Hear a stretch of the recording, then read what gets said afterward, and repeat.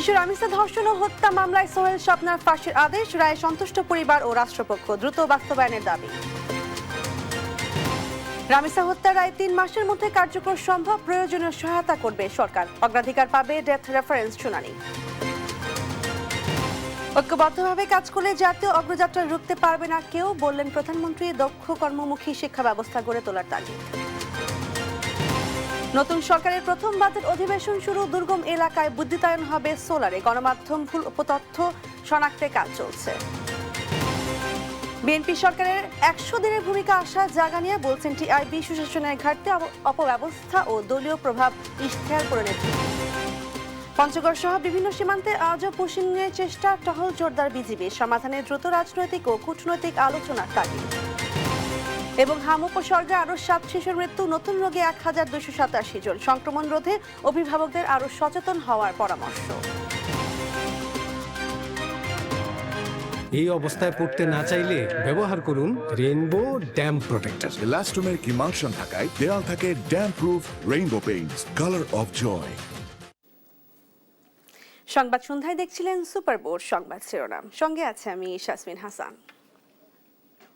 এবার বিস্তারিত।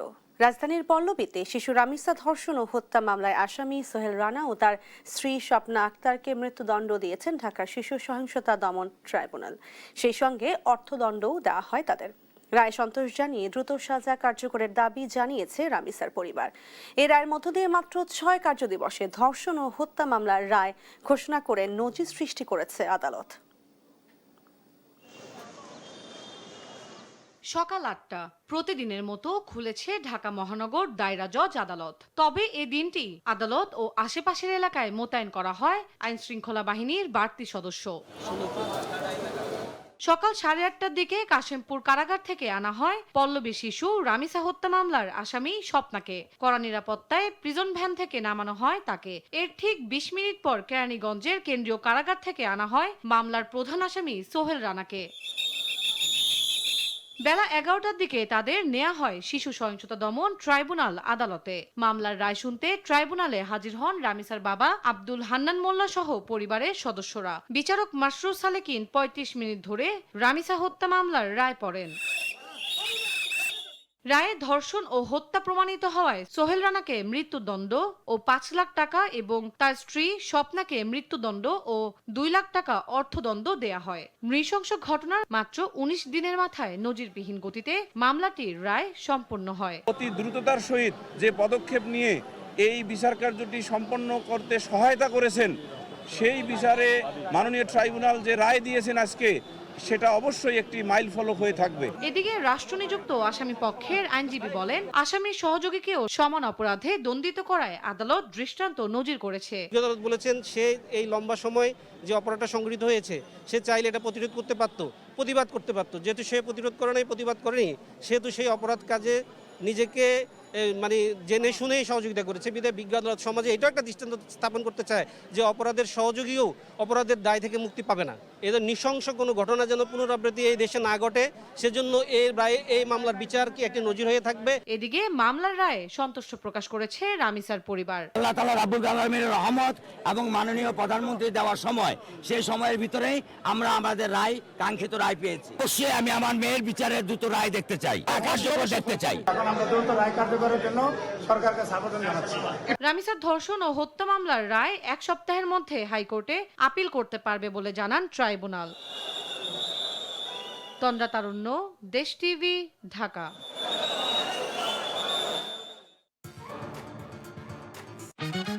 ফ্রিডম নিয়ে এলো স্কুটি নাকি গোল্ড অফার। স্টিকারে থাকা কিউআর কোড স্ক্যান করে প্যাকের ভেতরের কোডটি দাও আর প্রশ্নের উত্তর দিয়ে জিতে নাও স্কুটি অথবা গোল্ড কয়েন। ফুটফুটে শিশু রামিসার নির্মম হত্যাকাণ্ড স্তব্ধ করে দিয়েছিল পুরো দেশকে। তবে মাত্র 6 কার্যদিবসে এই বিচার সম্পন্ন করে এক অনন্য দৃষ্টান্ত স্থাপন করেছে আদালত। এই দ্রুত বিচারে সন্তোষ প্রকাশ করে আইনমন্ত্রী জানিয়েছেন, আগামী 3 মাসের মধ্যে সব আইনি প্রক্রিয়া শেষ করে রায় কার্যকর করাও সম্ভব হবে। এই রায়ের মাধ্যমে আইনের শাসন প্রতিষ্ঠিত হয়েছে উল্লেখ করে পুলিশকে পুরস্কৃত করার ঘোষণা দিয়েছেন স্বরাষ্ট্রমন্ত্রী। ছোট্ট রামিসার উপর নির্মমতা যখন মেনে নিতে পারছে না দেশের মানুষ, তখন এক অনন্য দৃষ্টান্ত স্থাপন করল বিচার বিভাগ। মাত্র 6 কার্যদিবসে সম্পন্ন হয়েছে রামিসা হত্যাকাণ্ডের বিচার। ঐতিহাসিক এ বিচার প্রক্রিয়া নিয়ে সন্তোষ প্রকাশ করেছেন আইনমন্ত্রী। আশা প্রকাশ করেছেন 3 মাসের মধ্যে এ রায় কার্যকর সম্ভব হবে। আমরা রামিসার মতো এরকম বেদনাদায়ক একটি ঘটনার বিচার করতে সক্ষম হয়েছে, এটা বাংলাদেশের ইতিহাসে প্রথম। এই ঘোষিত শাস্তিতে আমরা আপাতত সন্তুষ্ট। আশা করি এটা উচ্চ আদালতে গেলেও এই রায় কার্যকর থাকবে। এই রায়ের মাধ্যমে দেশে আইনের শাসন প্রতিষ্ঠিত হয়েছে বলে মন্তব্য করেছেন স্বরাষ্ট্রমন্ত্রী। আমরা বলতে পারি যে বাংলাদেশের এই বিচারিক ইতিহাসে এবং পুলিশের গ্রেপ্তার এবং তদন্তের কার্যক্রমের ইতিহাসে এটা একটা মাইল ফলক। এভাবেই আমরা ইনশাআল্লাহ জনপ্রত্যাশা অনুযায়ী দেশে আইনের শাসন প্রতিষ্ঠা করতে চাই। এদিকে নারী ও শিশু নির্যাতন মামলার দ্রুত শুনানির জন্য প্রধান বিচারপতির নির্দেশে হাইকোর্টে বিশেষ বেঞ্চ গঠিত হচ্ছে জানিয়ে অ্যাটর্নি জেনারেল বলেছেন, আগামী রোববার থেকেই এ বেঞ্চের কার্যক্রম শুরু হবে। এই বেঞ্চেই অগ্রাধিকার ভিত্তিতে শুনানি হবে রামিসার ডেথ রেফারেন্স। মাননীয় প্রধান বিচারপতি আমাদের এই যে বিচারের বিষয়টা তো তিনি উল্লেখ করেছেন যে নারী এবং শিশু নির্যাতন দমন আইনের অধীনে এই জাতীয় মামলা, অর্থাৎ শিশু রামিসা, আসিয়া এবং আপনারা কিছুক্ষণ আগে আপনারা উল্লেখ করেছিলেন রসুখা, এই সমস্ত মামলাগুলো শুনানির জন্য হাইকোর্টে একটি সুনির্দিষ্ট বেঞ্চ উনি গঠন করবেন, যেটা আগামী রবিবার থেকে কার্যকর হবে। যেটাই সুপ্রিম কোর্ট রায় দেয় বিচার বিশ্লেষণ করে সেই রায়টা দৃশ্যমান হতে পারে, কার্যকর করতে হবে। শিশু রামিসা আর কখনোই ফিরবে না তার মায়ের কোলে। তবে দ্রুত বিচার ও রায় কার্যকরের উদ্যোগ কিছুটা হলেও শান্তি দেবে তার পরিবারকে, মনে করছেন সংশ্লিষ্টরা। আর কার্যকর না করলে। জুনায়েদ আল হাবিব, দেশ টিভি, ঢাকা। চাঞ্চল্যকর রামিসা হত্যা ও ধর্ষণ মামলার রায়ে খুশি রামিসার স্বজন ও এলাকাবাসী। রায়ের পর মুন্সিগঞ্জে রামিসাদের গ্রামের বাড়িতে ভিড় করেন প্রতিবেশীরা। তবে শুধু রায় ঘোষণাতেই সীমাবদ্ধ নয়, দ্রুত রায়ের কার্যকরের দাবি স্বজন ও এলাকাবাসীর। চাঞ্চল্যকর রামিসা ধর্ষণ ও হত্যা মামলার রায়ের খবরে প্রতিবেশীরা ছুটে আসেন সিরাজদি খানের মধ্যম শিয়ালদীর মোল্লাবাড়িতে। রামিসার কবরের পাশে দাঁড়িয়ে দ্রুত সময়ে আসামিদের মৃত্যুদণ্ডের সংবাদে সন্তোষ প্রকাশ করেন তারা। মাননীয় প্রধানমন্ত্রী তারেক জিয়াকে ধন্যবাদ জানাই। সে 1 মাসের মাথায় যে বলছে এই দ্রুত কার্যকর হবে, আজকে তার ফল এটা, মানে এর বিচার দ্রুত হবে। আমরা খুশি ভাই, আমরা পরিবার পক্ষ থেকে খুশি। কেবল রায় ঘোষণাতে সীমাবদ্ধ না থেকে অতি দ্রুত রায় কার্যকরের দাবি জানান স্বজনরা। এখন মনটা খুশি লাগতেছে, সোহেল রানাকে ফাঁসি দেওয়া হয়েছে, রায় দেওয়া হয়েছে, কিন্তু এই কাজটা যেন দ্রুত করা হয়, এটা আমাদের আবেদন। এই রায়টা দেশের মানুষ খুশি এবং আরো খুশি হবে তখনই যখন এই রায়টা কার্যকর করা হবে। এলাকাবাসী বলছেন, রামিসার ঘটনার পর অনেক অভিভাবক তাদের সন্তানদের নিয়ে শঙ্কায় আছেন। দোষীদের দ্রুত সময়ে প্রকাশ্যে শাস্তি নিশ্চিত হলে এমন ঘটনা কমে আসবে বলে মনে করছেন তারা। আমি আল্লাহর কাছে দোয়া করি রামিসা যাতে জান্নাতে যায়, আর ওরা এই নরপশুর যেন আল্লাহ নরপশুর জায়গায় নেয়। এই নরপশুর ফাঁসি চাই, মৃত্যু চাই, দেখতে চাই। জনসমীক্ষে তারে হাত পাও কাইটা রামিসারে যেইভাবে হত্যা করা হয়েছে সেইভাবে আমরা চাই, তারপরে তাকে ফাঁসি দেওয়া হোক। আমরা চাই যে দুজনের ফাঁসি হোক, বাংলাদেশে যাতে পরবর্তীতে কেউ যাতে এই ধরনের ভুল না করে। ফারজানা আফরোজ টুম্পা, নিউজ ডেস্ক, দেশ টিভি। আরএফএল ওয়াটার পাম্পের রোটর এখন আরো উন্নত আর বিদ্যুৎ সাশ্রয় হয় 20% পর্যন্ত। জাতীয় উন্নয়ন কোনো একক ব্যক্তি বা প্রতিষ্ঠানের কাজ নয়, এটি সম্মিলিত যাত্রা। এই যাত্রায় বর্তমান সরকার সবার সহযোগিতা আশা করে বলে জানালেন প্রধানমন্ত্রী তারেক রহমান। জানান, ঐক্যবদ্ধভাবে কাজ করলে প্রত্যাশিত অগ্রযাত্রাকে কেউ রুদ্ধ করতে পারবে না। প্রধানমন্ত্রী আরও বলেন, এমন একটি শিক্ষা ব্যবস্থা গড়ে তুলতে হবে যা শুধু সনদ নয়, দক্ষ মানব সম্পদ তৈরি করবে এবং জাতীয় সমৃদ্ধিকে ত্বরান্বিত করবে। রবিবার সকালে বাংলাদেশ চীন মৈত্রী সম্মেলন কেন্দ্রে অনুষ্ঠিত কর্মমুখী ও টেকনিক্যাল শিক্ষা বিষয়ে শিক্ষকদের প্রশিক্ষণ কার্যক্রমের উদ্বোধনী অনুষ্ঠানে যোগ দেন প্রধানমন্ত্রী তারেক রহমান। প্রধানমন্ত্রীকে সম্মাননা স্মারক ও গাছের চারা উপহার দেন জাতীয় বিশ্ববিদ্যালয়ের উপাচার্য অধ্যাপক ASM আমানুল্লাহ। পরে প্রশিক্ষণ কার্যক্রমের উদ্বোধন করেন সরকার প্রধান। উচ্চশিক্ষার সংকট সমাধানে প্রয়াত প্রধানমন্ত্রী খালেদা জিয়ার অবদান স্মরণ করে সরকার প্রধান তারেক রহমান বলেন, ইতিহাসের প্রতিটি বাঁকে যেসব সাহসী মানুষ গণতন্ত্র প্রতিষ্ঠা, দেশ ও জনগণের স্বাধীনতা রক্ষায় আত্মত্যাগ করেছেন, তাদের সম্মান জানাতে একটি জ্ঞানভিত্তিক রাষ্ট্র ও সমাজ গড়ে তুলতে হবে। বিশ্ব এখন চতুর্থ বিপ্লবের যুগে প্রবেশ করছে। কৃত্রিম বুদ্ধিমত্তা বা আর্টিফিশিয়াল ইন্টেলিজেন্সের অবাধ প্রসার ও ব্যবহার বর্তমানে মানুষের জন্য নানামুখী চ্যালেঞ্জ তৈরি করেছে। প্রযুক্তিগত বিপ্লব মোকাবেলায় সার্টিফিকেট নির্ভর শিক্ষা ব্যবস্থার পরিবর্তে বর্তমানে দক্ষতা ভিত্তিক, প্রযুক্তি নির্ভর এবং বাস্তব ও কর্মমুখী শিক্ষা ব্যবস্থার গড়ে তোলার মনে হয় কোনো বিকল্প নেই। শিক্ষার আধুনিকায়নের পাশাপাশি শিক্ষার্থীদের নৈতিক শিক্ষার ওপর গুরুত্ব দেন প্রধানমন্ত্রী। শিক্ষা ব্যবস্থায় প্রযুক্তি নির্ভরতা, দক্ষতা এবং মডার্নাইজেশনের পাশাপাশি শিক্ষার্থীদের নৈতিকতা এবং মানবিক স্বাস্থ্যের উন্নয়ন, সামাজিক অন্তর্ভুক্তি এবং পরিবেশ সংরক্ষণ, এই সব বিষয়গুলোর প্রতি আরো অধিক গুরুত্ব দেবেন, যত্নশীল থাকবেন। ঐক্যবদ্ধ প্রচেষ্টা থাকলে প্রত্যাশিত বাংলাদেশ গড়ার পথে কেউ বাধা হয়ে দাঁড়াতে পারবে না, জানান সরকার প্রধান। জাতীয় উন্নয়ন কোনো একক ব্যক্তি বা প্রতিষ্ঠানের কাজ নয়, এটি একটি সম্মিলিত যাত্রা। এই যাত্রায় বর্তমান সরকার সকলের সহযোগিতা আশা করে। আমি দৃঢ়ভাবে বিশ্বাস করি, আমরা যদি ঐক্যবদ্ধভাবে কাজ করি তাহলে আমাদের যে অগ্রযাত্রা আমরা প্রত্যাশা করি, সেই অগ্রযাত্রাকে কেউ ইনশাল্লাহ রুদ্ধ করতে পারবে না। প্রধানমন্ত্রী বলেন, ১.৫ দশকের শাসন শোষণ শুধু গণতান্ত্রিক রাজনৈতিক অধিকারই কেড়ে নেয়নি, অন্যান্য প্রতিষ্ঠানের মতো শিক্ষা ব্যবস্থাকেও ধ্বংস করেছিল। এবার ঘুরে দাঁড়ানোর পালা। আমরা ইনশাল্লাহ অবশ্যই ঘুরে দাঁড়াবো এবার। সাইফুল রিপন, দেশ টিভি, ঢাকা। এবার 2026-27 অর্থ বছরের বাজেট বিশ্লেষণ শুরু হলো ত্রয়োদশ জাতীয় সংসদের প্রথম বাজেট অধিবেশনের প্রথম দিনই বিদ্যুৎ পরিস্থিতি, অপতথ্য মোকাবেলা এবং আলোচিত শিশু রামিসা হত্যা মামলার বিচার নিয়ে গুরুত্বপূর্ণ বক্তব্য দেন সরকারের মন্ত্রীরা। এর আগে কার্যোপদেষ্টা কমিটির সভায় রামিসা হত্যাকাণ্ডের বিচার দ্রুত সম্পন্ন করায় স্বরাষ্ট্রমন্ত্রী ও আইনমন্ত্রীকে ধন্যবাদ জানান প্রধানমন্ত্রী তারেক রহমান। আজকে তো সংসদ অনেক কালারফুল দেখা যাচ্ছে। স্পিকার মেজর অবসরপ্রাপ্ত হাফিজউদ্দিন আহমদ বীর বিক্রমের সভাপতিত্বে রোববার বিকেলে শুরু হয় ত্রয়োদশ জাতীয় সংসদের দ্বিতীয় অধিবেশন। এই অধিবেশনে দেয়া হবে বিএনপির বর্তমান সরকারের প্রথম বাজেট। অধিবেশনের শুরুতেই সভাপতি মণ্ডলীর সদস্যদের মনোনয়ন এবং প্রয়াত সাবেক মন্ত্রী, সংসদ সদস্য ও বিশিষ্টজনদের স্মরণে শোক প্রস্তাব গ্রহণ করা হয়। সাবেক উপদেষ্টা, বীর মুক্তিযোদ্ধা, বাজেট অধিবেশনের প্রথম দিনেই প্রশ্নোত্তর পর্বে উঠে আসে দেশের বিদ্যুৎ পরিস্থিতি। বিদ্যুৎ ও জ্বালানি মন্ত্রী ইকবাল হাসান মাহমুদ টুকু বলেন, দেশে বিদ্যুতের ঘাটতির কারণে লোডশেডিং হচ্ছে না। বিদ্যুৎ উৎপাদনের ঘাটতি জনিত কারণে লোডশেডিংয়ের প্রয়োজন হয় না। তবে বিদ্যুৎ কেন্দ্রের জরুরি রক্ষণাবেক্ষণ, ঝড় বৃষ্টি, অন্যান্য প্রাকৃতিক দুর্যোগ রক্ষণাবেক্ষণ কার্যক্রমের কারণে কখনো কখনো সাময়িক বিদ্যুৎ বিভ্রাট ঘটতে পারে। ব্রাহ্মণবাড়িয়া 2 আসনের সংসদ সদস্য রুমিন ফারহানা অভিযোগ করেন, দেশের কোথাও 10 থেকে 12 ঘন্টা বিদ্যুৎ থাকে না। মাননীয় স্পিকার, আমরা লোডশেডিংই বলি আর মেরামত শেডিংই বলি, গ্রামাঞ্চলে 10 থেকে 12 ঘন্টা বিদ্যুৎ থাকে না, এটাই হলো বাস্তবতা।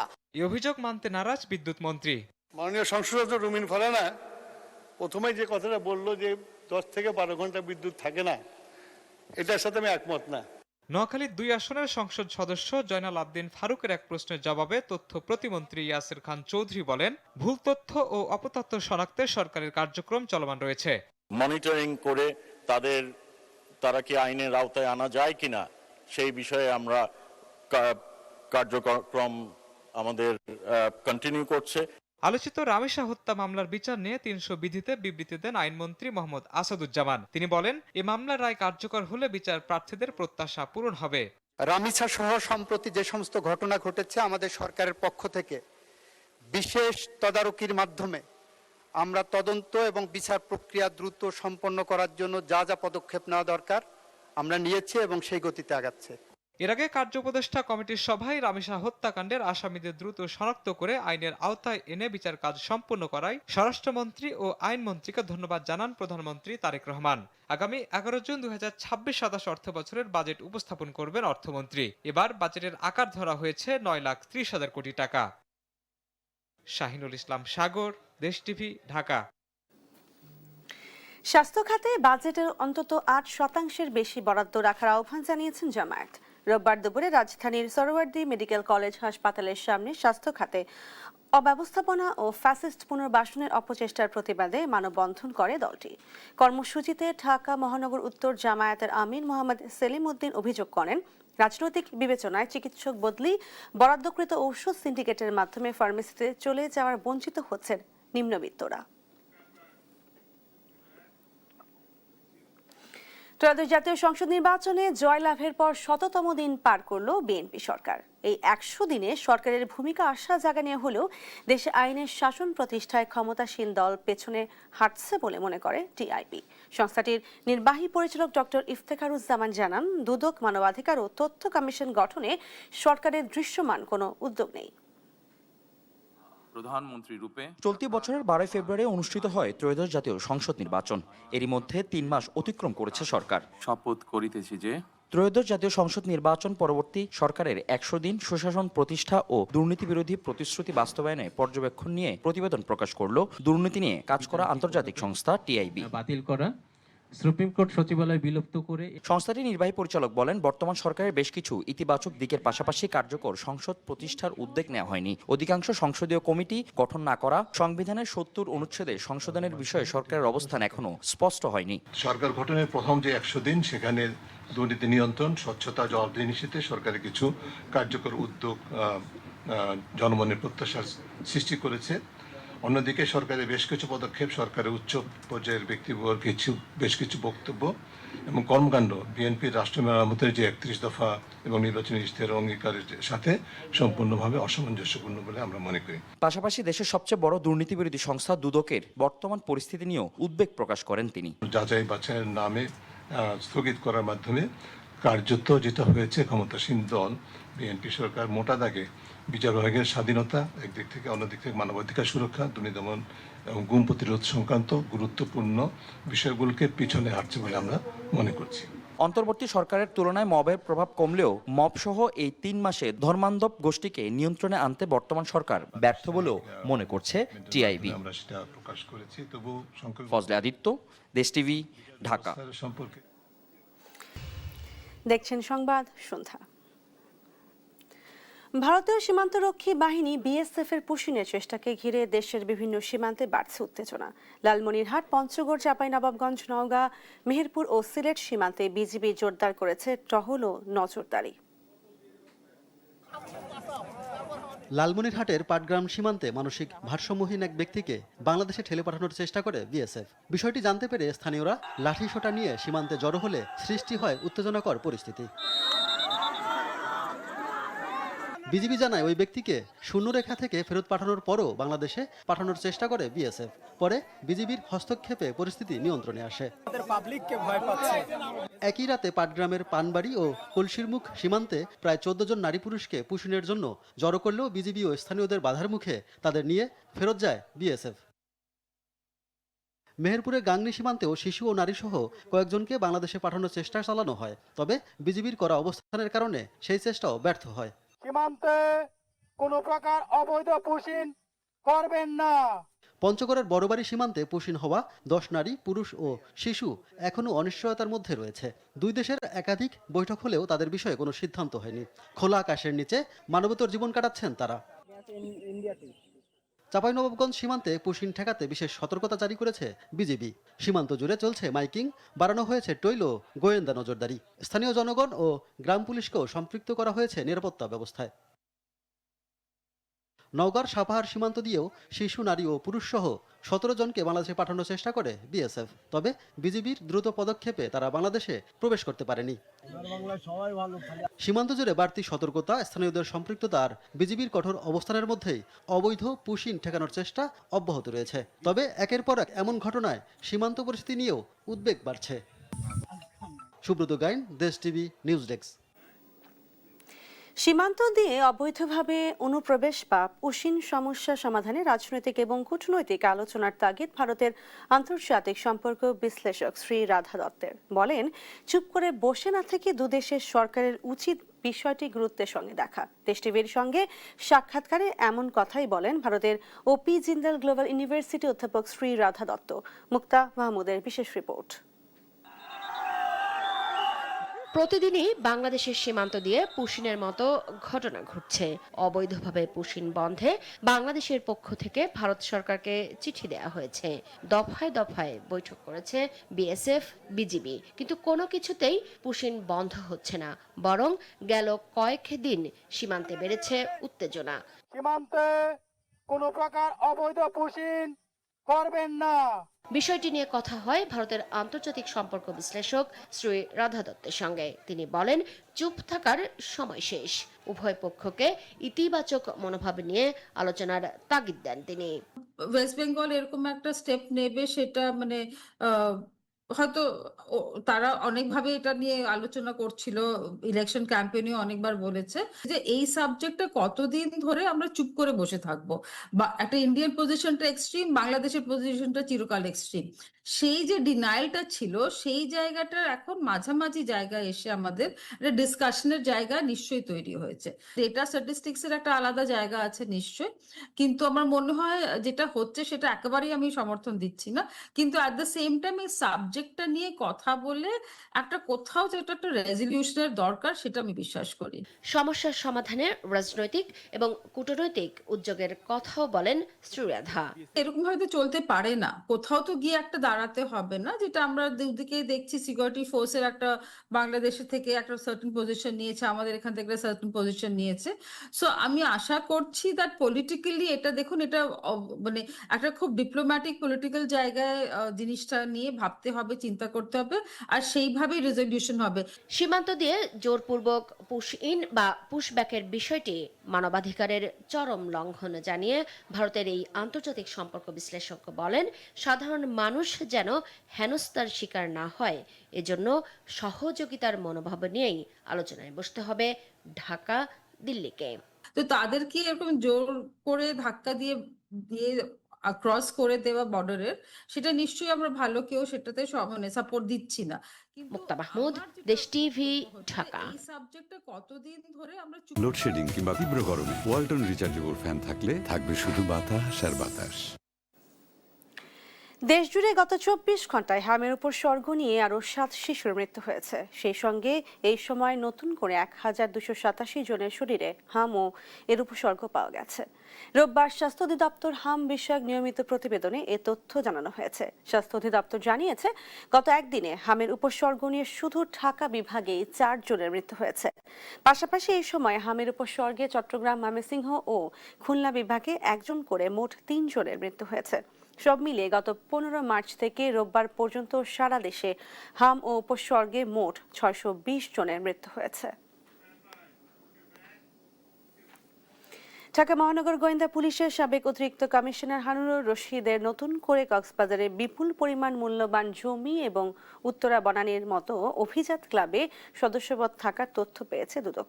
এসব সম্পদ সংস্থাটির আবেদনে জব্দের নির্দেশ দিয়েছে আদালত। এদিকে ন্যাশনাল লাইফ ইন্স্যুরেন্সের সাবেক চেয়ারম্যান মোর্শেদ আলমের বিরুদ্ধে 470 কোটি আত্মসাতের অভিযোগে NAH স্পিনিং মিলের এমডিকে তলব করেছে সংস্থাটি।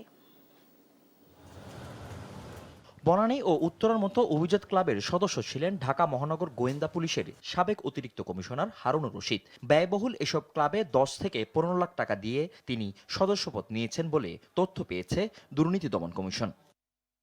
হারুনুর রশিদের বিরুদ্ধে 17.5 কোটি টাকার অবৈধ সম্পদ অর্জনে তদন্ত করতে গিয়ে কক্সবাজার ও বাড্ডা এলাকায় আরও সম্পদের খোঁজ পেয়েছে সংস্থাটি। এছাড়া মিলেছে নারায়ণগঞ্জ ক্লাবের সদস্যপদ সহ বিভিন্ন স্থাবর অস্থাবর সম্পদ। দুদকের আবেদনের প্রেক্ষিতে এসব সম্পদ জব্দের নির্দেশ দিয়েছে আদালত। তার বিরুদ্ধে 17 কোটি 51 লাখ টাকার বেশি জ্ঞাত আয় বহির্ভূত সম্পদ অর্জনের অভিযোগে মামলা দায়ের করেছিল। মামলাটি এখন তদন্তাধীন রয়েছে। তদন্ত কর্মকর্তা তদন্ত চলাকালীন সময়ে যাতে হস্তান্তর না হয়, বিক্রি না হয়, সেই উদ্দেশ্যে তদন্ত কর্মকর্তা বিজ্ঞ আদালতে আবেদন করেছিলেন। এদিকে ন্যাশনাল লাইফ ইন্স্যুরেন্সের সাবেক চেয়ারম্যান মোর্শেদ আলমের বিরুদ্ধে 470 কোটি টাকা আত্মসাতের অভিযোগে NAH স্পিনিং মিলের এমডি আবুল হোসেনকে আগামী 14 জুন তলব করেছে সংস্থাটি। ন্যাশনাল লাইফ ইন্স্যুরেন্সের একটি জমি বিক্রয়ের বিষয়ে MAH স্পিনিং মিল এর ব্যবস্থাপনা পরিচালককে আগামী 14/6 তারিখে তার বক্তব্য জানার জন্য মূলত অনুসন্ধানকারী কর্মকর্তা ডেকেছেন। এছাড়া দুদক মামলার আসামি সাবেক আইজিপি নূর মোহাম্মদের সম্পদের খোঁজ বের করতে গণপূর্ত অধিদপ্তরে সমন্বয় কমিটি গঠন করা হয়েছে। তদন্ত কর্মকর্তা পেয়েছেন। ফজলে আদিত্য, দেশ টিভি, ঢাকা। ঐতিহাসিক 6 দফা দিবস আজ। 1966 সালের এই দিনে বাঙালি জাতির মুক্তির সনদ 6 দফা দাবির পক্ষে দেশবাসী গণ আন্দোলনের সূচনা হয়। পাকিস্তানি শাসক গোষ্ঠীর বৈষম্য ও শোষণের বিরুদ্ধে বঙ্গবন্ধু শেখ মুজিবুর রহমান ঘোষিত 6 দফা হয়ে ওঠে বাঙালির বাঁচার দাবি। 7 জুনের হরতাল কর্মসূচি চলাকালে ঢাকা ও নারায়ণগঞ্জে পুলিশের গুলিতে 11 জন শহীদ হন। তাদের আত্মত্যাগে আন্দোলন আরও বেগবান হয় এবং 6 দফায় হয়ে ওঠে বাঙালির মুক্তির সনদ। আরও জানাচ্ছেন ঝর্ণা রায়। পাকিস্তানি শাসনামলে দীর্ঘ রাজনৈতিক, অর্থনৈতিক ও প্রশাসনিক বৈষম্যের বিরুদ্ধে বাঙালির অধিকার প্রতিষ্ঠার লক্ষ্যে 1966 সালের 5 ফেব্রুয়ারি লাহোরের বিরোধী রাজনৈতিক দলগুলোর জাতীয় সম্মেলন অনুষ্ঠিত হয়। সেখানে 6 দফা দাবি উত্থাপন করেন আওয়ামী লীগ নেতা শেখ মুজিবুর রহমান। পূর্ব বাংলার জনগণের ন্যায্য অধিকার আদায়ে এ প্রস্তাব সম্মেলনে গুরুত্ব না পাওয়ায় ক্ষুব্ধ শেখ মুজিব সম্মেলন ত্যাগ করে ঢাকায় ফিরে আসেন। ঢাকায় ফিরে তিনি 6 দফা দাবির পক্ষে জনমত গড়ে তুলতে দেশব্যাপী সভা, সমাবেশ ও প্রচার কর্মসূচি শুরু করেন। স্বায়ত্তশাসন, অর্থনৈতিক মুক্তি এবং জনগণের রাজনৈতিক অধিকার প্রতিষ্ঠার দাবিগুলো দ্রুতই সাধারণ মানুষের মধ্যে সাড়া ফেলে। 6 দফা পরিণত হয় বাঙালির মুক্তির সংগ্রামে। 6 দফার জনপ্রিয়তায় উদ্বিগ্ন হয়ে ওঠে পাকিস্তানি শাসক গোষ্ঠী। তৎকালীন প্রেসিডেন্ট আইয়ুব খান প্রকাশ্যে হুমকি দেন 6 দফার জবাব দেওয়া হবে অস্ত্রের ভাষায়। এরই ধারাবাহিকতায় 1966 সালের 7 জুন পূর্ব ঘোষিত হরতাল কর্মসূচি দমনে পুলিশ ও ইপিআর নিরস্ত্র মানুষের উপর গুলি চালায়। ঢাকা ও নারায়ণগঞ্জে শহীদ হন 11 জন আন্দোলনকারী। গ্রেপ্তার করা হয় শেখ মুজিবুর রহমান সহ অসংখ্য নেতাকর্মীকে। কিন্তু দমনপীড়ন আন্দোলনকে থামাতে পারেনি, বরং শহীদদের রক্তে 6 দফা আন্দোলন আরো বিস্তৃত হয়। কারাগারে থাকা অবস্থায় শেখ মুজিবের বিরুদ্ধে আগরতলা ষড়যন্ত্র মামলা দায়ের করলেও জনতার আন্দোলন ক্রমেই তীব্র হতে থাকে। ইতিহাসবিদদের মতে 6 দফাই ছিল বাঙালির স্বাধীনতা সংগ্রামের রূপরেখা, যার ধারাবাহিকতায় অর্জিত হয় মহান মুক্তিযুদ্ধের বিজয়, স্বাধীন বাংলাদেশ। ঝর্ণা রায়, দেশ টিভি, ঢাকা। এবার আইডিএলসি বাণিজ্য বার্তা।